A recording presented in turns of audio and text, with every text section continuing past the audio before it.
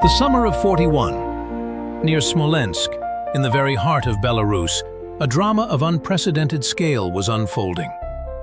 German troops were pushing forward, towards Moscow, sweeping everything out of their path. For the Luftwaffe, the air aces of the Third Reich, this region was strategically important. Their reconnaissance planes literally combed every square kilometer, searching for Soviet airfields, depots, and troops. And then, one day, they found it. A huge, perfectly equipped airfield, teeming with planes. Dozens, perhaps even hundreds, of Soviet fighters and bombers, ready for battle. German reports were full of details. Runways, hangars, fuel depots, even anti-aircraft positions. But there was one thing the Luftwaffe aces didn't know. This airfield didn't exist. It was a ghost, a phantom, born of the genius of Soviet engineers, and it was meant to divert a deadly blow from the real targets.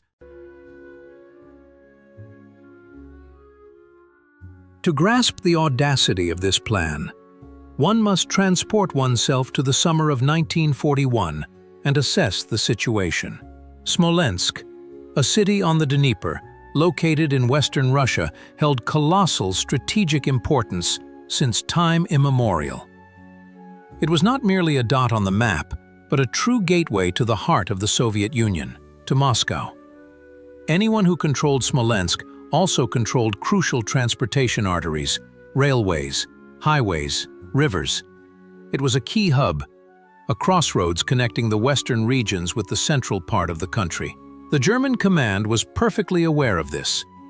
Operation Barbarossa, envisioning a lightning-fast blitzkrieg, relied on the rapid occupation of key territories and the destruction of Soviet defenses.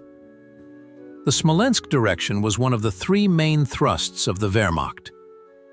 By breaking through the defenses here, the Germans gained a direct path to the capital, and with it, the possibility of quickly ending the war. Therefore, for the Luftwaffe, Germany's Air Force, studying and destroying aviation infrastructure in this area was a paramount task. They understood that without air superiority, without suppressing Soviet aviation, rapid ground advancement would be extremely difficult. Airfields around Smolensk were not just sites for airplanes, but pulsating centers of resistance, capable of slowing down or even completely stopping the offensive. That is why German reconnaissance meticulously sought out every Soviet airfield, every hangar, every runway. They were confident that by destroying Soviet aviation on the ground, they would clear the sky for themselves and open the way to Moscow. But to understand how a phantom airfield could deceive one of the most advanced intelligence services of that time, we need to look into the sky over Smolensk Oblast. Who were these eyes of the Wehrmacht, and how sharp was their vision? At the beginning of the war, the Luftwaffe possessed a powerful and well-organized aerial reconnaissance system. Their reconnaissance aircraft were true hunters for information, capable of penetrating deep behind the front lines and acquiring invaluable data. The main workhorses in this role were aircraft such as the Junkers Ju-88 and Dornier Do-17. The Junkers were versatile machines, capable of carrying both bombs and reconnaissance equipment. Their high speed and flight ceiling allowed them to avoid interception by Soviet fighters. The Dorniers, originally designed as fast bombers, were also actively used for reconnaissance, thanks to their maneuverability and ability to carry powerful aerial cameras. These aircraft were equipped with cameras that were sophisticated for their time, capable of taking high-quality images from great heights. The cameras were placed in the fuselage, and observer pilots, often professional photographers, meticulously recorded every detail on the ground. Individual frames were then assembled into mosaic maps, allowing the Luftwaffe command to gain a detailed understanding of Soviet positions, troop movements, and of course, airfields. The Germans were confident in their technology and methods. They believed that nothing could escape their all-seeing eye. However, no matter how perfect the technology, it always has its limitations. Aerial photography of 1941, for all its effectiveness, was not ideal. Firstly, the quality of the images depended heavily on weather conditions. Cloudiness, fog, and low sun could seriously distort or hide details. Secondly, even in clear images, it was sometimes difficult to distinguish a real object from a well-camouflaged one. The resolution of the cameras was quite high, but not so high as to unambiguously determine the material from which hangars or aircraft were made. And finally, the flight speed and altitude did not allow the reconnaissance planes to examine every bush. They looked for large objects, clear contours, signs of activity. It was precisely these limitations, these blind spots in the seemingly comprehensive German intelligence, that created the ideal conditions for a bold experiment. Soviet engineers, knowing the capabilities and weaknesses of the enemy, conceived something incredible. They decided to play on these shortcomings, creating an illusion that was supposed to deceive even the sharpest eyes in the sky. Against the backdrop of this dramatic picture, when each day brought new trials, an idea was born, so audacious that at first glance it seemed like madness. The idea was to deceive the world's most powerful war machine, using its own weaknesses. At the heart of this plan lay the keen mind and extraordinary engineering talent of Major Lyubimov. Alexei Sergeyevich Lyubimov, a man whose name is not often mentioned in history textbooks, but whose contribution to the defense of Smolensk proved truly invaluable. He was not just a military engineer, but a true virtuoso of his craft, possessing a rare combination of pragmatism and a creative approach. Before the war, Major Lyubimov was involved in the construction and camouflage of civilian and military facilities. His experience included the development of various camouflage systems, allowing important industrial enterprises and strategic objects to be hidden from aerial reconnaissance. He thoroughly knew the intricacies of aerial photography, understood how human vision works from a height, and most importantly, was able to think outside the box, anticipating the enemy's actions. It was Lyubimov who first proposed creating not just a camouflaged object, but a full-fledged phantom, an airfield that would look alive and active, but would be absolutely empty. His concept was to create such a convincing imitation that even the most experienced Luftwaffe reconnaissance pilots would not be able to distinguish it from the real thing. He proposed using simple but effective materials, wood, tarpaulin, plywood, to create models of airplanes, hangars, and other airfield structures. However, Lyubimov's idea was not just about creating dummies. He thought much broader. He understood that for complete credibility, it was necessary to imitate not only static objects, but also dynamics, movement, activity, life. This was the key difference of his approach from ordinary camouflage methods. With this bold plan, Major Lyubimov went to the highest military authorities. The approval process was not easy. In the summer of '41, when every resource was accounted for and the front demanded immediate solutions, the idea of spending efforts and resources on creating a, quote, airfield might have seemed absurd. However, Lyubimov managed to convince the command. He presented detailed calculations, showed how this false object could divert enemy airstrikes, thereby saving real airfields and aircraft that were so needed at the front. His arguments were weighty. If the Germans spend bombs on a fake, it means they will not bomb real targets. The time spent searching for and attacking the Phantom would be time gained for Soviet aviation. After long discussions, Lyubimov's plan was approved. This decision became a turning point in the history of Smolensk's defense, marking the beginning of one of the most astonishing military disinformation operations in World War II. So the idea was approved. But how to transform a bold concept into tangible reality? How to create a convincing illusion from scratch, capable of deceiving experienced German intelligence officers?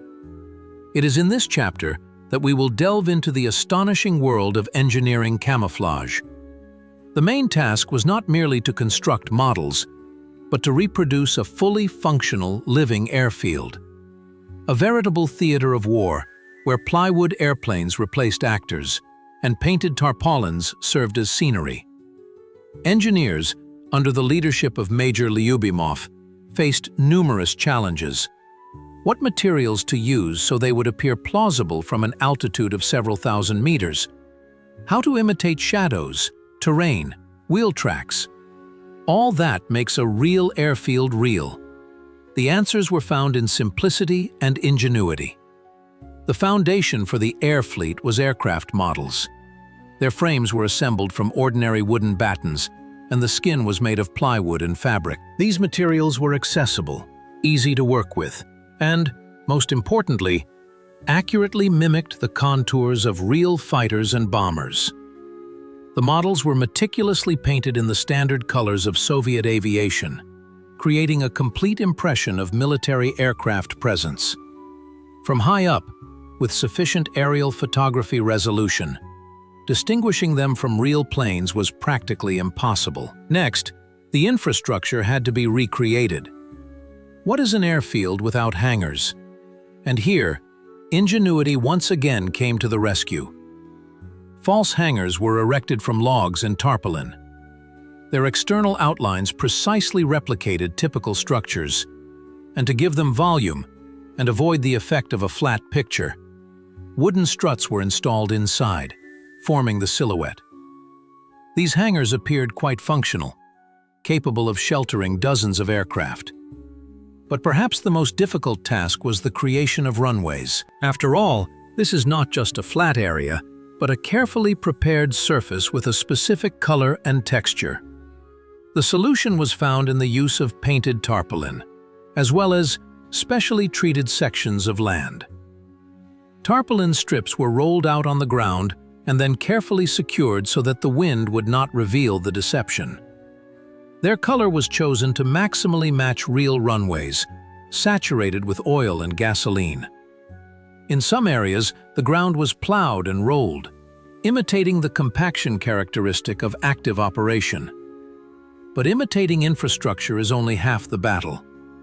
For the airfield to appear alive, it was necessary to create the illusion of constant activity. It was here that Lyubimov's entire engineering genius manifested itself. He understood that static objects would not deceive an experienced scout. Dynamics were needed. For this, special mechanisms were developed to move the aircraft models around the quote one. Simple cable systems, operated manually, created the appearance of towing aircraft to parking spots or to the starting position. Airfield services were also imitated. Models of trucks, fuel tankers, and even small command posts were created from plywood and wood. All this was arranged in such a way that from the air, it created the impression of bustling activity. And of course, smoke effects. Special smoke bombs, placed in certain locations, created a light haze, imitating engine operation or even exhaust fumes from equipment. All this together, plywood airplanes, tarpaulin hangars, painted strips, and simulated movement, created an incredibly convincing picture of an active airfield. From a bird's-eye view, through the lens of an aerial camera, this phantom was indistinguishable from a real military base, ready to receive and send dozens of aircraft into battle. This was a true technology of deception, where every element served one purpose: to divert the enemy's attention and save lives. So, in the mornings, under the cover of dawn mist, they manually, or with the help of simple winches and cables, rolled out the planes from the false hangars onto the taxiways.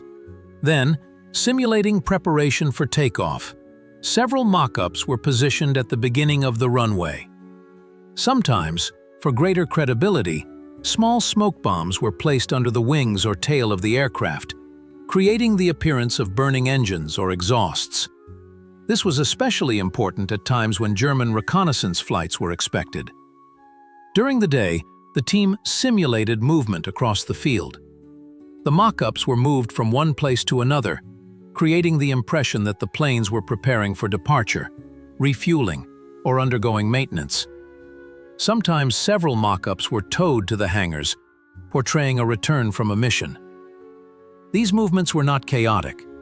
A clear plan, developed by Major Lyubimov and his staff, stood behind everything. They analyzed data on German reconnaissance aircraft overflights so that their actors appeared in the right places at the right time. Besides airplanes, the movement of other airfield equipment was also imitated. Mock-ups of trucks, refuelers, even small command vehicles were made from wood and canvas. These were also moved across the field, creating the appearance of ground services at work. And to add even more plausibility, smoke effects were used. At certain points on the airfield, especially near hangars or fuel depots, smoke bombs were ignited, creating a light, diffused smoke. It was meant to imitate engine operation or even exhaust from equipment. All this created an incredibly convincing picture of an active, living airfield. From above, German pilots saw not just mock-ups, but a full-fledged military base, teeming with life. Every day, regardless of the weather and the threat of an air raid, the team of actors and engineers carried out their work. It was a painstaking, dangerous, but vital task.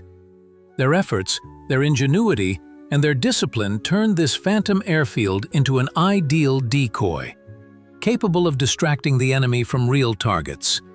And very soon this game of reality brought its first, stunning results. So the game had begun. Dozens of plywood aircraft, canvas hangars, and simulated activity at the false airfield near Smolensk awaited their hour. And they didn't have to wait long. The first results of this grandiose operation were not long in coming, exceeding the wildest expectations of the Soviet command.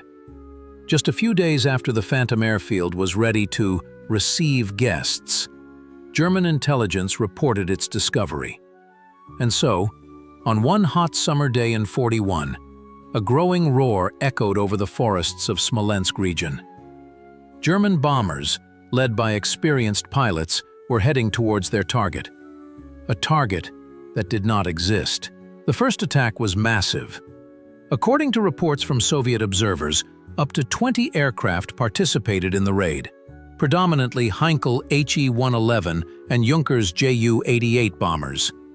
They dropped high-explosive and fragmentation bombs, attempting to destroy enemy aircraft on the ground and infrastructure. From the air, it looked like true hell. Explosions, smoke, scattering debris. But below, on the ground, the people responsible for the camouflage watched with deep satisfaction. After all these tons of metal and explosives fell into emptiness, onto plywood mock-ups and canvas hangars. According to subsequent analysis, during the first raids on the Phantom object, the Luftwaffe deployed at least 50 bombers, conducting several waves of attacks. Hundreds of bombs were dropped, thousands of rounds from onboard machine guns were expended. The Germans were confident that they were inflicting colossal damage on Soviet aviation, destroying it on the ground. They even reported dozens of destroyed aircraft and ruined hangars. These reports, intercepted by Soviet intelligence, only confirmed the incredible success of the operation. Every raid on the false airfield was a victory, because it meant that real airfields, with real aircraft and people, remained safe. Eyewitness accounts from those days are striking. One of the officers, observing the raid from a safe distance, recalled, "The Germans bombed with incredible fury. It seemed they wanted to wipe this airfield off the face of the earth. But each time they flew away, we saw that our aircraft and hangars, though damaged, were still standing. And that was the best proof that we had deceived them."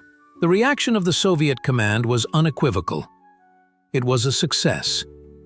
High-ranking officers, who had initially doubted the advisability of such an unusual operation, were now convinced of its effectiveness. Major Lyubimov and his team received high praise for their work. This was not just saving aircraft, it was saving lives, saving precious time and resources that were so needed at the front. Every shell dropped by the Germans on the fake was a shell that did not reach a real target. This was the first, but by no means the last, triumph of engineering genius over military might. The Phantom airfield proved its worth, becoming a true shield for Soviet aviation during one of the most difficult periods of the war. The success of the Phantom airfield was evident, but behind the scenes of this grandiose production, its own, no less intense life was seething. Daily, under the cover of night and in anticipation of new attacks, the personnel of the decoy facility waged a continuous struggle to maintain the illusion. These were not only engineers and camouflage specialists, but also ordinary soldiers mobilized to perform this unusual task. Their daily lives consisted of painstaking labor and constant risk. After each bombing, when German planes flew away, leaving craters and debris behind, the most responsible part of the work began. It was necessary to restore the damage as soon as possible, so that the next reconnaissance flight would not reveal the deception. Broken mock-up planes were repaired, replaced with new ones. Canvas hangars were patched, craters were filled, imitating the repair of runways. It was a real race against time, because the enemy could appear at any moment. Updating the exhibit required not only repair, but also constant changes. Lyubimov understood that monotony would sooner or later arouse suspicion.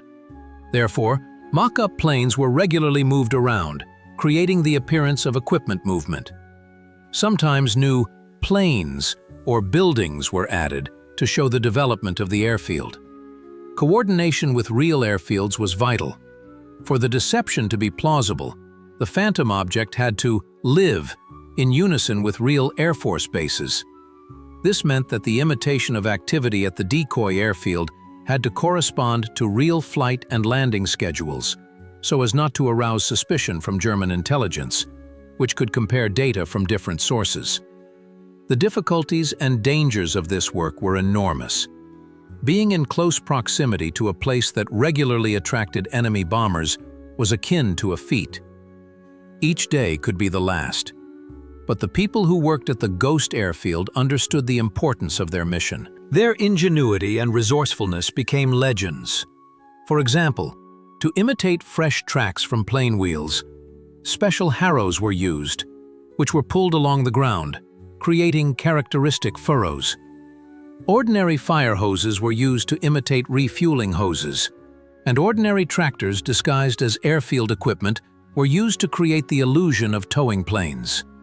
These people, whose names often remained unknown, were true heroes of the home front, whose work saved hundreds of lives and allowed Soviet aviation to continue the struggle in the sky. The success of the Phantom airfield was evident, but behind the scenes of this grand production, its own equally intense life was boiling. Daily, under the cover of night and in anticipation of new attacks, the personnel of the decoy facility waged a continuous struggle to maintain the illusion.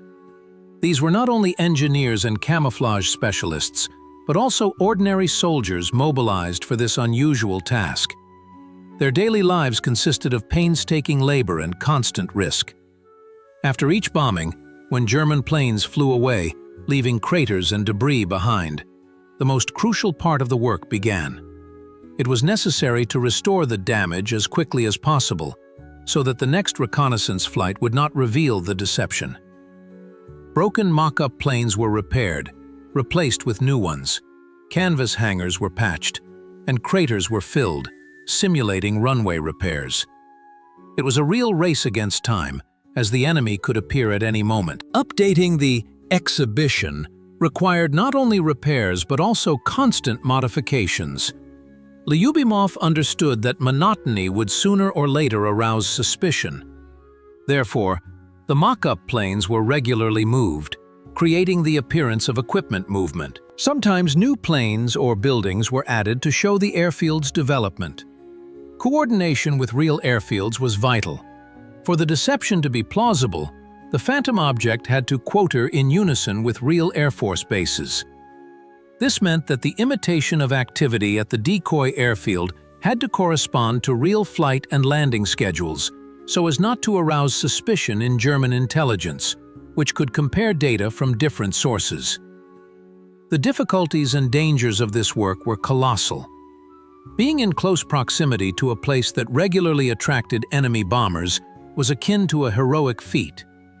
Each day could be the last, but the people working at the quoter understood the importance of their mission. Their ingenuity and resourcefulness became legends.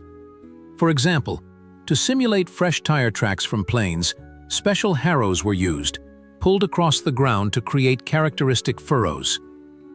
Ordinary fire hoses were used to imitate refueling hoses, and ordinary tractors, disguised as airfield equipment, were used to create the illusion of towing planes.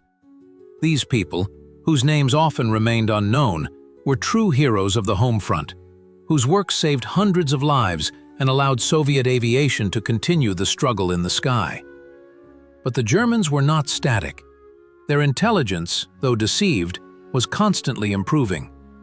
The art of deception is an eternal competition, where each side adapts to the other's tactics. With each flight, German reconnaissance pilots became more and more suspicious.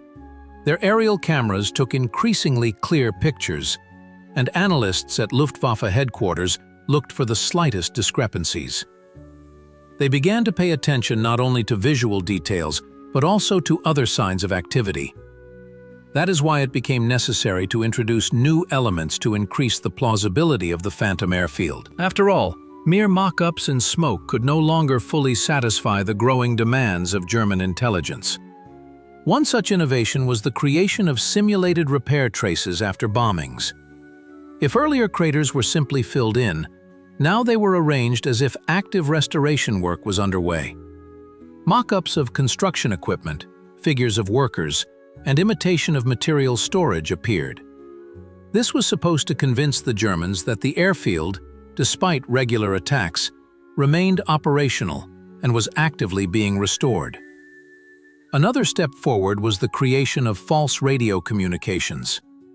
Engineers understood that German radio intelligence was actively intercepting the airwaves. The absence of radio exchange with a large airfield could arouse suspicion. Therefore, an imitation of radio communications was organized, reproducing standard phrases and codes used by Soviet aviation. These communications were conducted on specially allocated frequencies, creating the illusion of active work by the airfield service. The development of camouflage techniques kept pace with the improvement of German surveillance means. If the Germans improved the quality of aerial photography, Soviet specialists developed new camouflage methods capable of deceiving even the keenest lenses. For example, for mock-up planes, not only plywood, but also more complex structures, capable of imitating volume and texture from different angles began to be used. And for simulating runways, various types of coatings began to be applied to make them look more natural and worn. This constant competition between deception and its exposure made the work at the Phantom Airfield even more complex and responsible.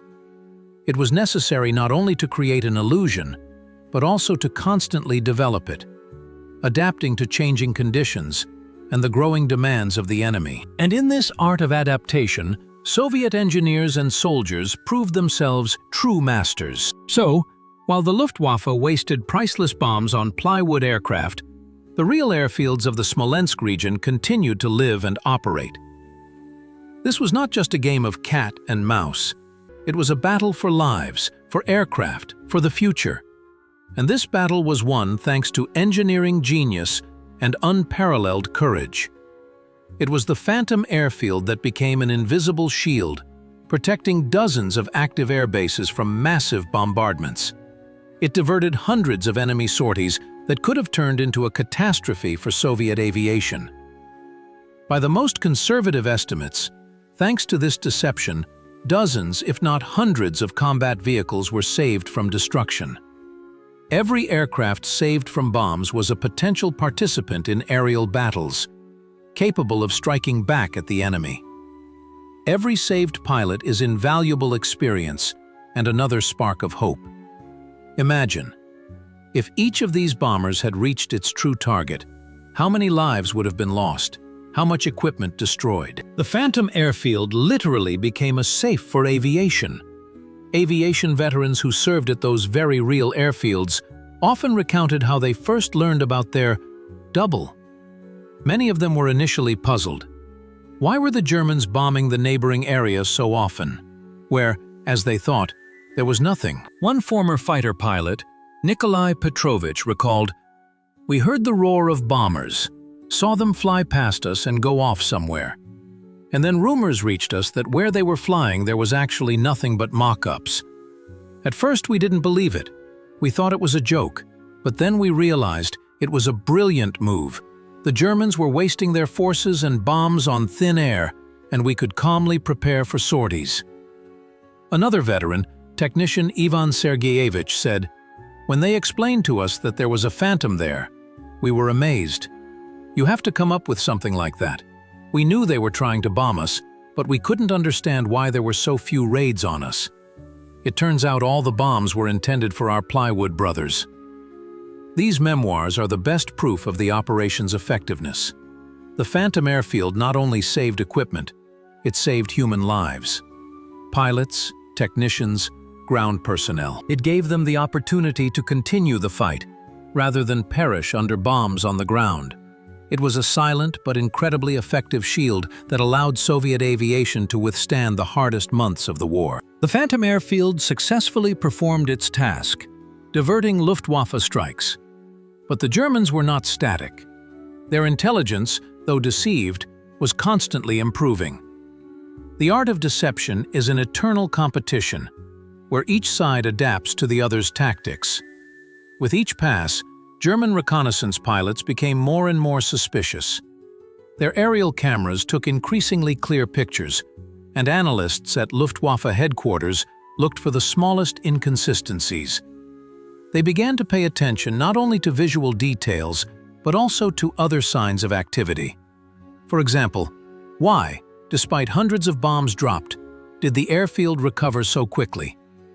Why were there no reports of losses on their side, even though they saw dozens of destroyed Soviet aircraft? In Berlin, at the Luftwaffe General Staff, reports began to accumulate, containing more and more contradictory data. Bomber pilots reported massive attacks and colossal damage, but reconnaissance pilots flying over the airfield a few hours later noted its surprisingly rapid recovery. One such report, dated late August 41, contained a phrase alarming to the German command. The object demonstrates abnormally high survivability. Despite numerous direct hits, activity at the airfield remains at the same level. The nature of the damage does not correspond to the scale of the bombings. Such formulations could not but raise questions. Some German officers, especially those with experience in aerial photography and analysis, began to express their doubts. Among them was Captain Hans Meyer, a young but already experienced analyst in the intelligence department. He noticed the strange uniformity of damage after bombings.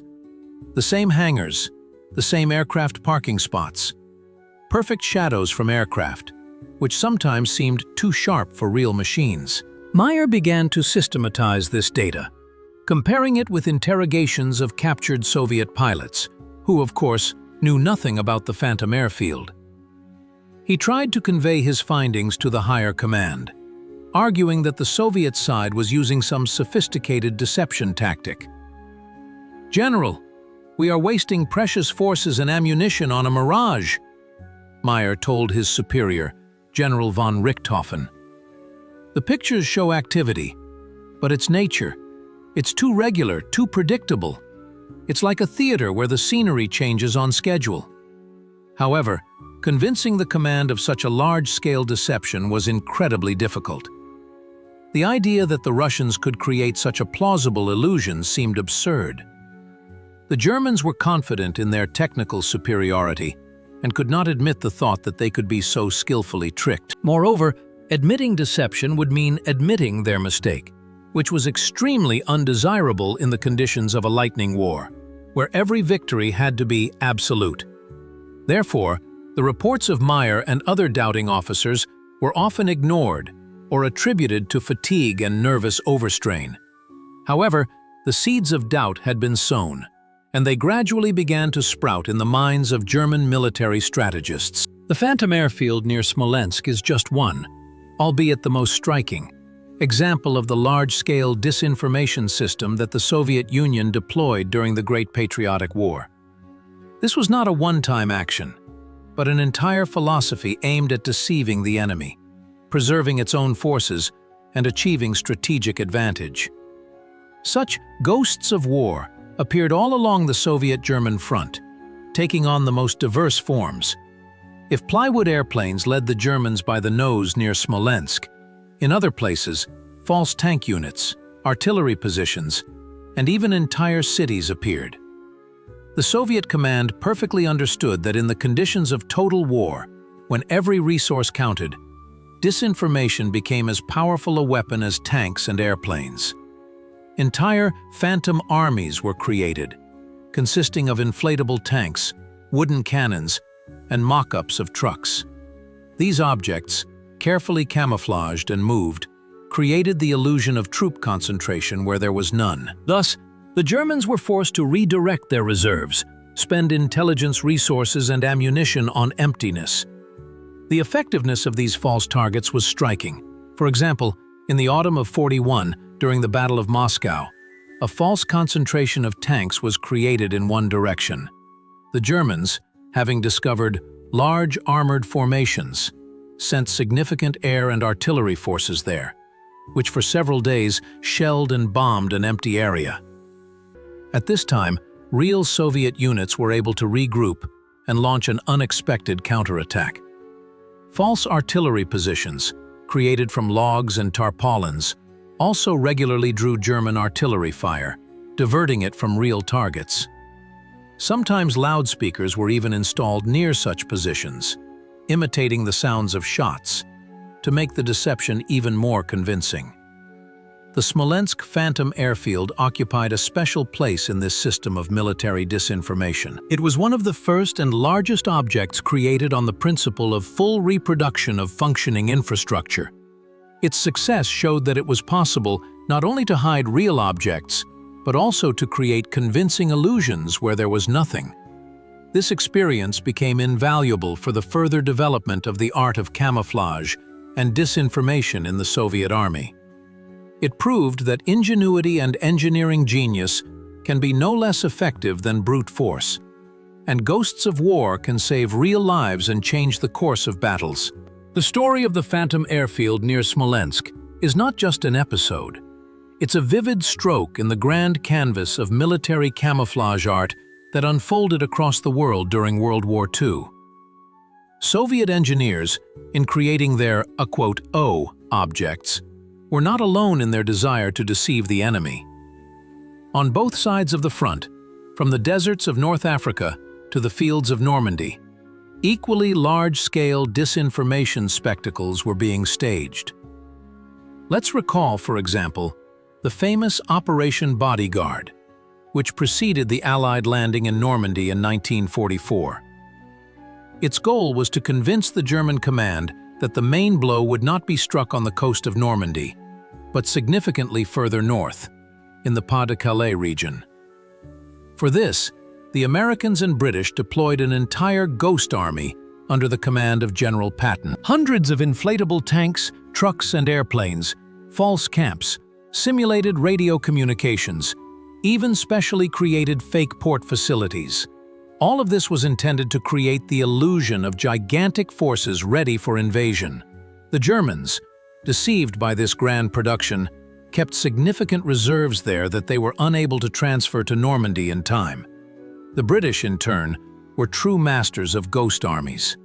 As early as 1940, fearing a German invasion, they created false fortifications, airfields, and even entire cities out of plywood and canvas to divert the attention of the Luftwaffe.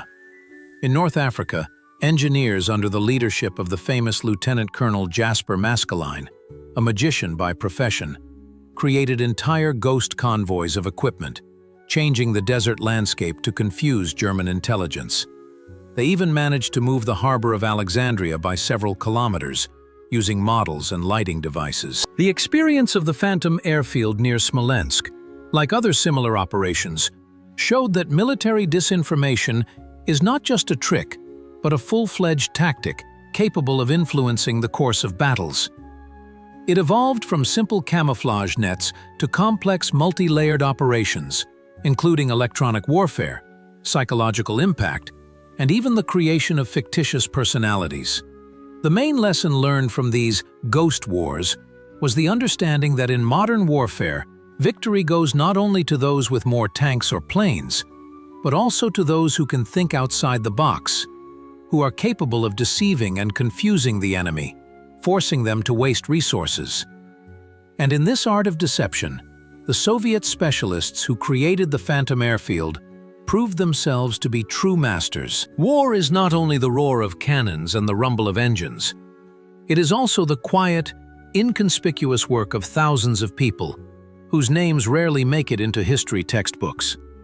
The operation to create a Phantom Airfield near Smolensk is a vivid confirmation of this. And while the war was going on, while this ghost was drawing Luftwaffe attacks, its creators and maintenance personnel lived their own lives, dreaming of victory and a peaceful sky. The post-war fate of these people, involved in one of the boldest disinformation operations, turned out differently. Major Lyubimov, an engineering genius, the author of this incredible idea, was one of those who received well-deserved recognition. His contribution to the defense of Smolensk and the salvation of hundreds of aircraft and lives was highly appreciated. He was awarded orders and medals. His experience was used to improve camouflage and disinformation methods in the post-war years. Lyubimov continued his career in military engineering, taught, shared his unique experience with young specialists, and participated in the development of new camouflage systems to protect strategic objects of the country. He became a living legend, although his name remained unknown to the general public for a long time due to the secrecy of such operations. But not only Major Lyubimov was recognized, many officers and privates who participated in the creation and maintenance of the Phantom Airfield also received state awards. Medals for courage, for combat merits, orders of the Red Star. These awards were a recognition of their courage, ingenuity, and selfless work.